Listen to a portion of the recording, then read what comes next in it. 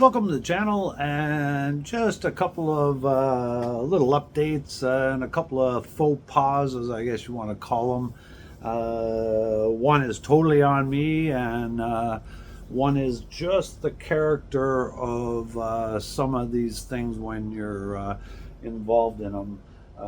It's very unfortunate when some of your rare parts don't survive the restoration process, and this handle is definitely an example of a problem that the chrome plater had. So I'll just hold it up here for you to see. So there was pitting on the top side here, and I don't know how well it'll show up or not, but this is the middle process before nickel plating goes on and gives it that chrome finish you're looking for. And these silver spots in here, let's see, there you go. They're actually silver solder that where there's pitting, they fill those in and then they try to sand them back. But he was having, you see all those dark spots that are on the top of this. It was actually, it just continued to go through, and then the copper finish actually turns into a bubble. And of course, that is not a very nice finish. So a bit of a bummer, because of course these are not that easy to get your hands on. They make reproduction ones for the 63 Galaxy, but they're a little bit cheap looking. We've actually seen them, and they're not quite the same product. Now, we did manage to find a replacement, and the chrome plater had no trouble with this one. A little bit of dust and fingerprints and etc. But you can see he did very well with this one, and it looks fantastic. So we've got our driver's side door handle back now as well.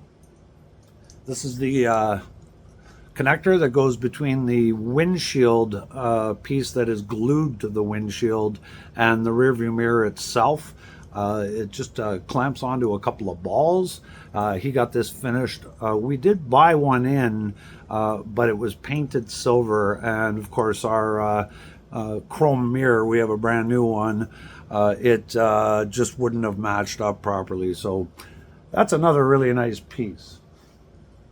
A couple of here, these are the hinges that go on the vent windows. They had cracks in them, and he managed to get them fixed. I was pretty impressed, because these are very hard to find as well. We did find a couple of more vent window brackets on eBay, but they want 200 US per bracket, and you still have to put out the money to have them refinished. And not these little pieces, but the vent window bracket itself was one of the most expensive pieces to have re-chromed again. So he had some trouble with the passenger one, but this is the driver's side bracket, and it looks really good. This, I'm showing you the what would be the exposed side on the outside of the car that you would see, and then of course your vent window is in here, and those little hinges I showed you mount here. So this looks really good, and boy, oh boy, as you start to see all these shiny pieces, you can kind of imagine what the finish on the car is going to look like with some of these. Now, the not so good thing was, I got excited, and if you remember the taillight video, I said I bought in some NOS backup lamps, and I did. These are NOS backup lamps. What I failed to notice, though, is that this company Dietz on here is a repop company from back in the day. I mean, I don't know what, it doesn't say what year these were produced, but these are not Fomoco or Ford original parts. And they're beautiful lenses, but excuse me, I don't know how well this will show up. I might have to show you, but these repops are very bright. They don't have the Fomoco stamp on them as well. Not that that's a huge deal. If they were the correct color, it wouldn't matter. But you can see that they're lighter, and we have almost a full set of original ones with that darker red, and we're really hoping that we can finish the car off with this look and not this look. We've actually got, I think, 6 of these as well now.